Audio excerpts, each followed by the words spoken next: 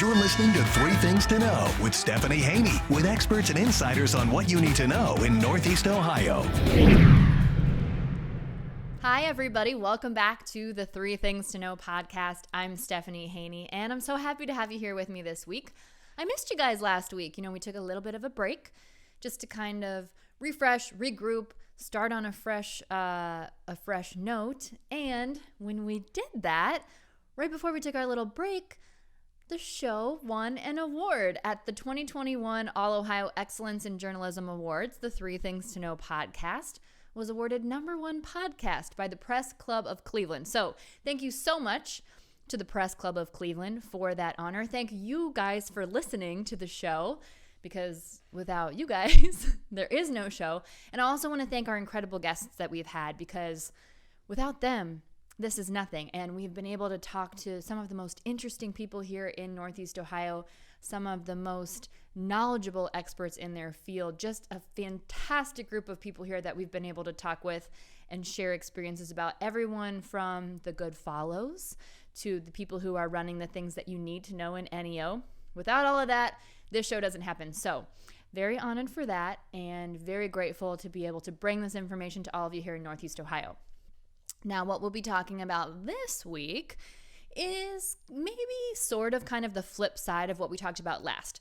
We talked about the art of saying no. So in one sense, this is the flip side to that, because we're talking about the importance of adult friendships. And in order to have adult friendships, you have to say yes to things, right? You can't just say no, but it is all about measuring things. So I would encourage you, after you listen to this podcast, if you haven't already, go back and listen to the last podcast about the art of saying no, because everything is all about balance. And that's why I say this is kind of the flip side of that, because it's really not. Because when you have those good, close friendships, those people will honor and respect when you have to say no to things sometimes, because you just do. But you got to get to that point. You got to get to that closeness before people can really start to know your heart and understand where you're coming from, right? And that's what this is about. It's not an either or thing, because, boundaries are healthy. But I will say, a lot of people have spent the last year kind of isolated from friends, because maybe you were holed up just with the people in your house, because that's what we were supposed to do to keep everyone safe. And the way to care for people over the past year and a half or so was to keep our distance. Well, now we're more in a space where we're ready to start building those relationships again, maybe even forming new relationships, because we definitely survived over the last year and a half, but we didn't necessarily thrive, and we want to thrive. And part of that is having close friendships, having that support system that you need. So we're going to take this opportunity to learn why it's important, to remember why it's important to put in that work, build those relationships, because there are both mental and physical benefits to it, which is what we're going to talk about. And we're going to talk about that with a friend of the show, Dr. Scott B. He's a psychologist at the Cleveland Clinic. We've had him here a couple times now. This is his third time. So he is official friend of the show status. And we're also going to talk about, by the way, relationships and how that interplays with building friendships outside of those romantic relationships. Important thing to note. And just why it's been more difficult to make these friendships as adults, because I think we can all agree that that's a true thing. I mean, that's definitely been a true thing for me. The older that I get, the more difficult it becomes to form those new friendships. So to get us in the know on this, we're bringing back Dr. Scott B. Let's bring him in right now. Dr. B, thank you so much for being here on the Three Things to Know podcast. Thanks for having me back, Stephanie. Great to see you again.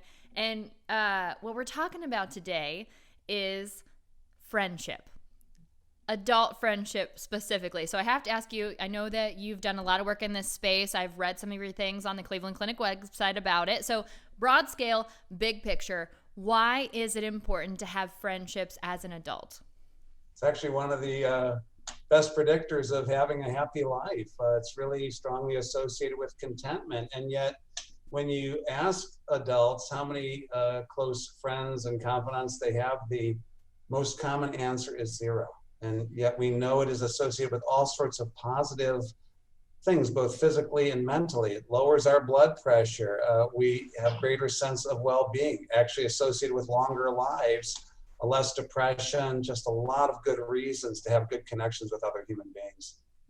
And everything is so interconnected too. I want to talk really specifically mentally about what those good, close friendships offer for us in that regard.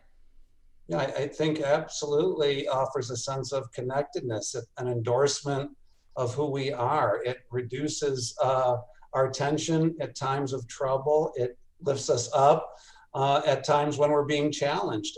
And during the pandemic, I think people really relied on friendships to help them through some of the shared difficult moments. The opposite, of course, is isolation and loneliness, and that it predicts far worse things for people. And people who are depressed often feel as though they're not supported. They will report greater feelings of loneliness and isolation.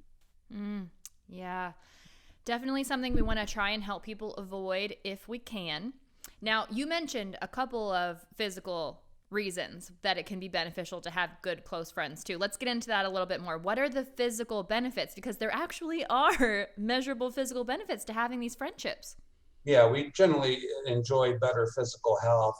Studies have shown reductions in our blood pressure, reduced weight, believe it or not, less instance of obesity amongst people that have connected friendships.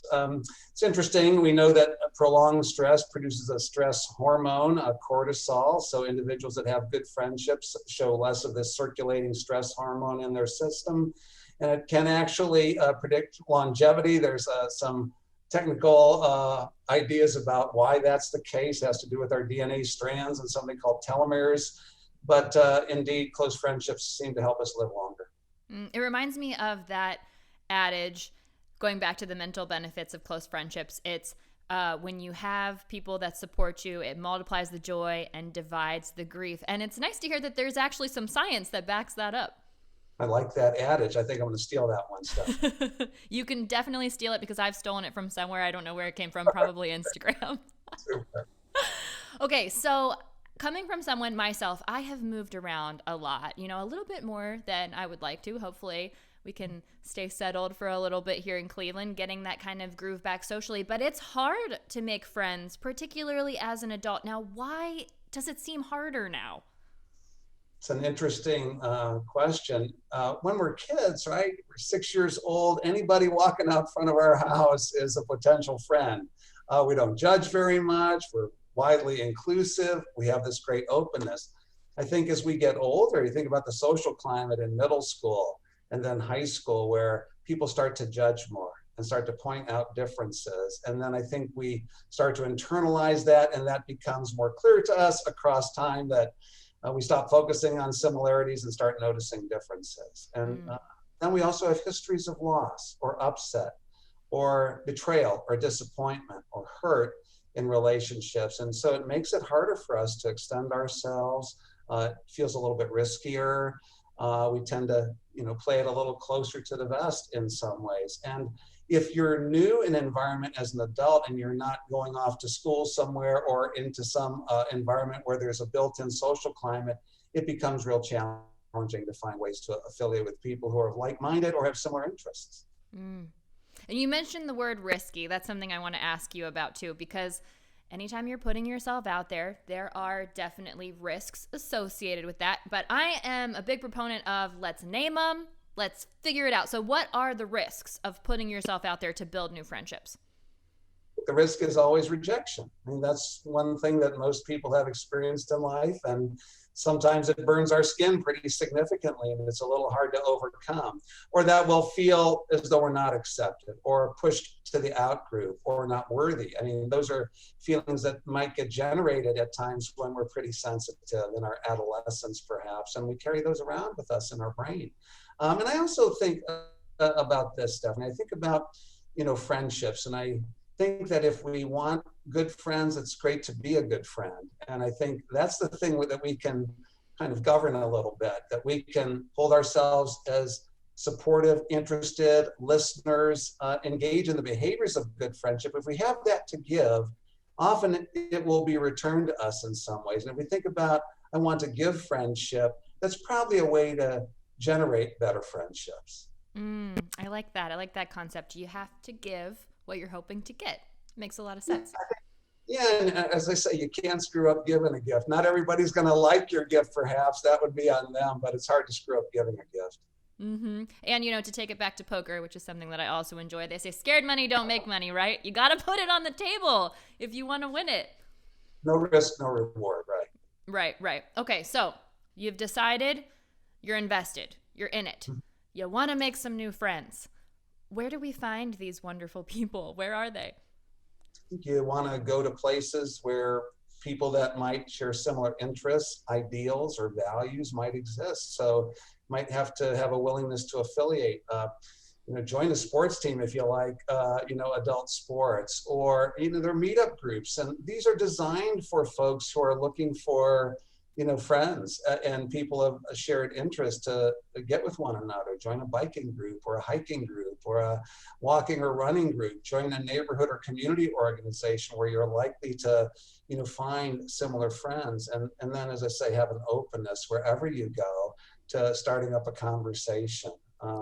Even at grocery stores or other spots that we're moving around town, show an interest in other human beings, and then be a really great listener. And I think that's one way to generate friendship, is become a really interested person in other human beings. Mm. Interesting thought there for sure. And a great point that you make about those commonalities. So I'll just share a quick story. Having moved around, I've lived in North Carolina, I've lived in Los Angeles, I've lived in New York City. Some of my best friends I've met at Brown's Backers Bars. There you go. It's funny. There's a spot where I went to graduate school in Florida, and I know where the Brown's Backers Bar is in Melbourne, Florida. So yeah, there you have it. You have built-in commonalities, fandom, an association to the Cleveland area. It's real easy to start relationships in those sorts of environments. Mm-hmm. And before we were bonding over the trauma, now we can bond over the joy of a good football team. Joy of the victory. That's right. And if you have a charitable heart, join a charitable organization. That's a real good spot to meet other charitable people or people that are looking to give also. Mm. Getting comfortable with what you love and then seeking that out in other places. That's a great tip for sure. Now, here's something that I think we see a lot of as adults is, I'll call this playing the game. That's what you call it in the dating world, or just general aloofness. Now, I'm not a fan of this, but I do understand I can be sometimes a little overwhelming. I'm an eager person in general, I would say. That can be putting off to some people, off-putting. So how do you avoid coming off as too eager when it comes to making new friends? I am kind of like you, Stephanie. I really favor authenticity. If a person's not going to accept you as you are, that relationship is going to run aground. And if being yourself has the consequence of not being able to form a friendship with this person, it was probably going to be hard to maintain anyway. So if you have to contort yourself into an odd position, you're probably not going to be able to stay there for a long, long period of time. So I would prefer that we don't involve ourselves with games. I think the people that we regard as friends longstandingly, that's something that's absent in those relationships. Okay, well, there you have it. So don't worry about it. Don't worry about playing the game. I'm on board with that entirely. As you are. I think that, that's a pretty safe bet, and it keeps our attention low as we're trying new and risky things. Okay. All right. So now I want to talk about some numbers because I find this very interesting. I've read this a couple times. This comes from a study from a professor at the University of Kansas. His name is Jeffrey Hall, and this has been published in the Journal of Social and Personal Relationships. Now, this professor came up with this sort of timing system for how long it takes to build a friendship with someone. It was 40 to 60 hours together to have a casual friendship, 80 to 100 hours together to become good friends, and then to become best friends, 200 hours. Now, I didn't do the math to divide that into days. I should have, but roughly, so we're looking like about 10 days-ish, we'll say, to 10 full 24-hour days to become best friends with someone. What do you think about that?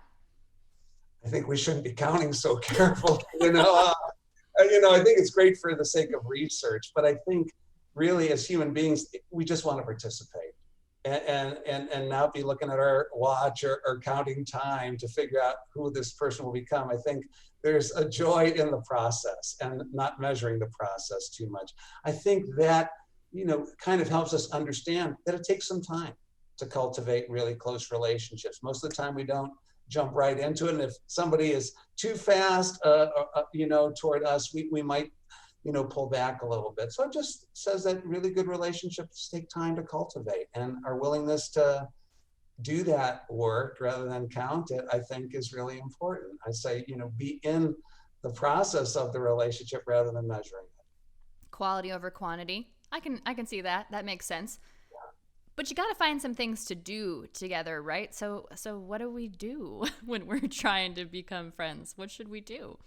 It's funny, shared activities. I think that article even pointed out things like playing video games together, or, participating on an athletic team together, shared events. Maybe it's going fishing. One thing that they kind of argues against friendship is small talk. Small talk is the conversations that we engage in when we're just testing the water and feeling each other out. I think real friendships want to get to something deeper, something that is more based on our values or shared values, ideas, ambitions, objectives, those sorts of things. But sometimes just behaving in parallel, or, an outing, maybe, on a boat somewhere or on a beach somewhere, where we're sharing, positive experiences with one another. Those are the breeding grounds for friendship. Beach time. That sounds like a good idea to me, especially here, when we've got this hot weather in the Northeast Ohio area. And we do have the beaches, by the way. People don't think about it, but we do have the beaches here in Northeast Ohio. What a great resource we have out there. And you can always take a little road trip, too, if you want. That's a good way to get to know someone. And not that we should be counting, but rack up some hours, maybe. That's it, and if you think about college students, sometimes it was just sitting in the lounge and encountering people coming through the lounge, or watching a show or binge watching a show together. Those are things that people do that, ultimately we regard as friendly, and that's how friendships tend to blossom, with those shared moments together. Conversations are really important, but it's not always, 200 hours of careful conversation. It's other shared experiences. The binge watching a show together, too. Great point, because that's a great opportunity to text someone, oh my gosh, did you see that happen? Can you believe this? Shocker. And so on and so forth. And we see all of that. Okay, so now I want to examine something a little bit different. They say make new friends but keep the old. One is silver, the other is gold. I don't have the rights to that. I think that's a song. Anyway. Doesn't sound nearly the same coming out of my mouth anyway. But about the old friendships, what's a way to try and manage those, and maybe try and consider what we should try and rekindle or put a little more effort into if something has maybe fallen by the wayside, especially because we have been kind of isolated throughout the pandemic. Some of those connections may have come a little tenuous. I think if you have the courage, reach out to people that have been close friends in the past, or who you've had wonderful shared moments with. I've had a resurrection of a relationship with a fellow who grew up next to me. We were kids together, played ball together. He lived out of town for many years, recently back in town. Couldn't be happier to reestablish that acquaintance. It really is rare that people would put you off if you reached out to them in a friendly way. No, it takes two to tango, of course. So you may not, be able to reestablish a relationship with as much closeness, but if that's in your heart and in your interest, I think it's worth trying to tap into those, those shared memories. I was just with a group of guys I used to play ball with decades ago, and the shared memories and camaraderie were really great. And I think even those sorts of get-togethers produce, other sorts of relationships and friendships, or rekindling of those sorts of things. So reunions of any sort can be ways that we can reestablish friendships too. That's a great point too. Tapping those old friendships to maybe open up the circle and bring in new people. Mm-hmm. Okay, now we haven't been talking about it in this way, but I do want to make a very clear point here. When we're talking about friendships as an adult, this is not just a single people problem. This is something that people who are in couples, marriages, romantic relationships, this is also an important thing there. But there is kind of this notion out there, just in the ether, that your spouse or your significant other should be your best friend. What do you think about that? For some people, it's the ideal. I think as a practical matter, it's not always the case. It's the case frequently that people might identify someone other than their spouse as their best friend. And again, we may have definitions that are different when it comes to who our bestie might be. That could be defined differently for different people, but I think it's very common amongst friends and partners, life partners, that we share different parts of ourselves with them. Maybe not all of ourselves with any one person, but they serve different roles in our lives. And that might be difficult for some people in partnered relationships for whom this is their ideal, though it doesn't necessarily play out that way in their real life. Okay, so I think that pretty much answers my next question, is why it could be important to have these relationships outside of your romantic relationship, is to be able to explore those different areas of who you are. Yeah, I think we find different levels of safety in different relationships, and it's wonderful to have that unconditional vibe with our primary life partner. And yet there may be things that we have an easier time talking about with other friends that we've established at other times and at other locations in our lives. Now, if you are in a coupled situation and maybe you're that person who thinks the ideal is to have your significant other be the end all be all, be the best friend, you're going to them for everything and you're good, you're satisfied. What do you do if you feel like a pang of jealousy or a little bit of threat from that partner having these outside relationships where they're getting something different? So I think that's a real ordinary human sentiment, but at the same time, it may represent a bit of an insecurity that we have as an individual, that we might, be sharing our number one person with others a little bit. I suppose my advisement there is to behave with great security, even when you're not feeling good. Try to cheer for them, encourage them to have those relationships, particularly if they're not stepping over any boundaries or injuring the relationship in any way. If we keep behaving in that secure way, we actually grow feelings of security. I think that would be wonderful for us to have as an ambition. And I think we become a more attractive partner also when we're encouraging the person we love to have a good life and to have good friends. Sure, and to go after what they need. And that's not just, I don't want to suggest that that's just isolated to romantic situations too. I mean, I think especially as we're growing up, especially when they're at college setting, I can remember being in situations where I'm like, but that's my best friend. What are you doing with my best friend? Right. And again, so we have histories, right, of where there might have been some competition for somebody we valued. But again, as we get older, it's really great to really cheer on, people having a breadth of friendships and relationships and knowing that that's healthy for them and it's probably healthy for us too. That way we don't have to serve all roles all the time. It's maybe a little bit less exhausting. That is exactly what I was going to say. That can be very exhausting. Yeah. Well, you've given us so many great tips today, Dr. B. Do you have any parting words you'd like to say for people who are venturing into the space, being vulnerable to build these adult friendships? One thing I think I would address is that there are some people who really want to be in friendships, but they experience social anxiety. And that's a product oftentimes of thinking too much about what someone else is thinking about us.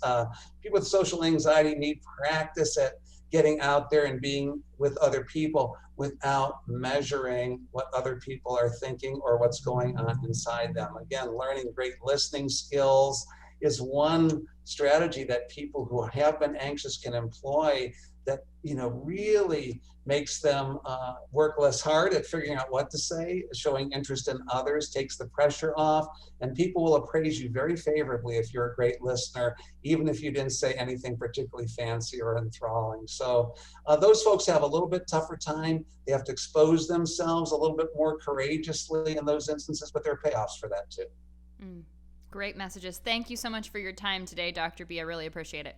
Always love speaking with you, Stephanie. Thanks for having me back. Dr. B always has such great tips for us, especially when it comes to those interpersonal issues. He's really become sort of our go-to at the Cleveland Clinic for these kinds of conversations. One more thing that I did want to share too when we're talking about commonalities and ways to build those friendships. As I mentioned before, as someone who has moved around a lot, another group that's been very helpful to me has been college alumni associations. And I've been to a couple colleges. I have an undergraduate degree, I have a law degree, I have a master's in journalism. The alumni association that has been the most beneficial to me in terms of making friends has been the Ohio University Alumni Association. Bobcats in New York, Bobcats here in Cleveland. They've been so great. So that's another thing to potentially tap if you're looking for a way to make some new friends. Reach out to that alumni association no matter where you are. It's possible, probably likely, that they've got a chapter in your area. And if they don't, if you're someone who is so inclined, maybe you could start one. That will give you somewhere to direct your energy to make some friends. Speaking of things to do, here's something that you need to know in NEO. This is a potentially great idea to take a friend or suggest a meetup with someone who you're building a friendship with. The Immersive Van Gogh Cleveland experience. This is a brand new sort of pop-up thing that's happening this fall and winter here in Cleveland. This is a pretty big deal, by the way, too. It's an exhibit that's been seen by over 2 million people in Paris, and it had a sold-out run in Toronto. And now it's here in Cleveland, and it'll be at an historic venue. We don't know exactly where yet. That is part of the surprise. But what it is 500,000 cubic feet of projections, and it will be animating Vincent van Gogh's work. So these are moving images. It will highlight brushstrokes, detail, and color, and you'll really be kind of fully immersed in Van Gogh's work. Some of the works that you'll see will be the famous ones: The Potato Eaters, Starry Night, Sunflowers, The Bedroom, and just a ton more. So it looks very cool.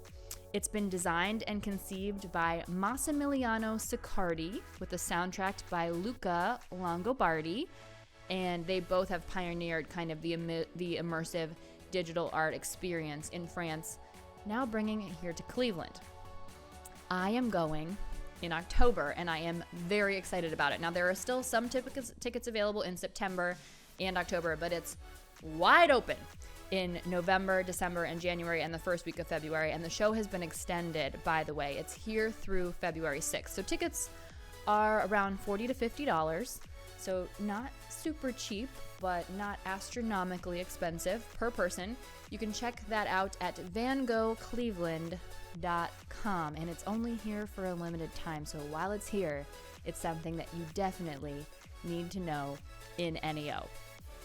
And now that brings us to our weekly A Good Follow, and I just love this story. This is so great. So the Instagram account that is our Good Follow this week is No More Lonely Friends.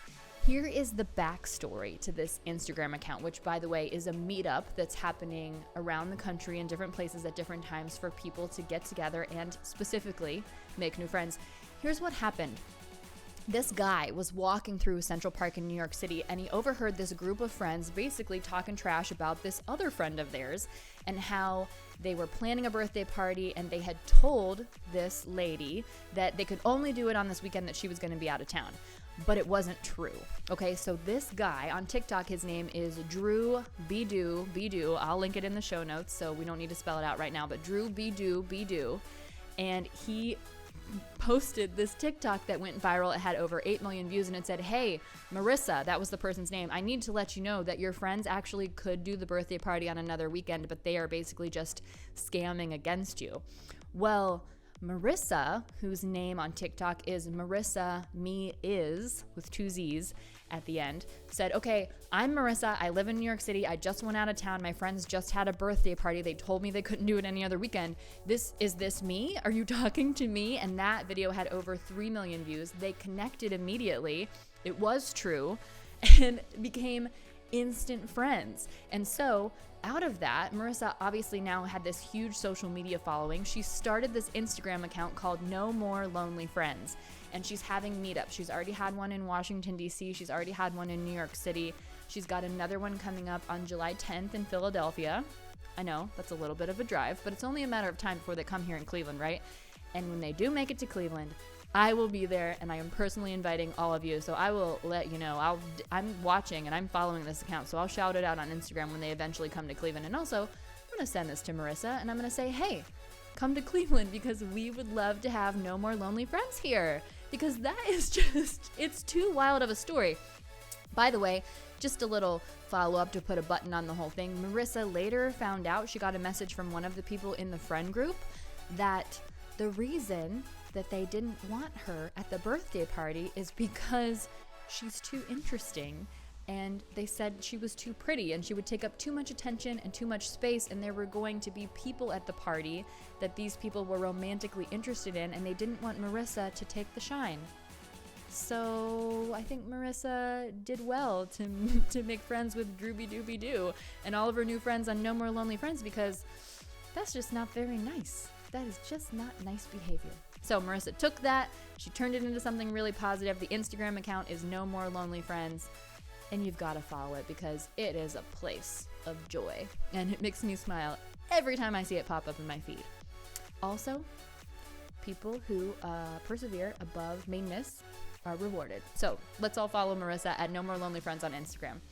All right, that's it for this week's 3 Things to Know podcast. Thank you so much for being here. If you're enjoying the show, please subscribe, leave a rating and a review, send me a DM. I'd love to hear what you're thinking about the show, and share it with a friend, share it with a new friend. Maybe it'll help you make a friend. If that happens, you have to let me know. I'll see you guys back here next week with more 3 Things to Know. Thanks for listening to 3 Things to Know with Stephanie Haney from WKYC Studios. Subscribe now to stay in the know.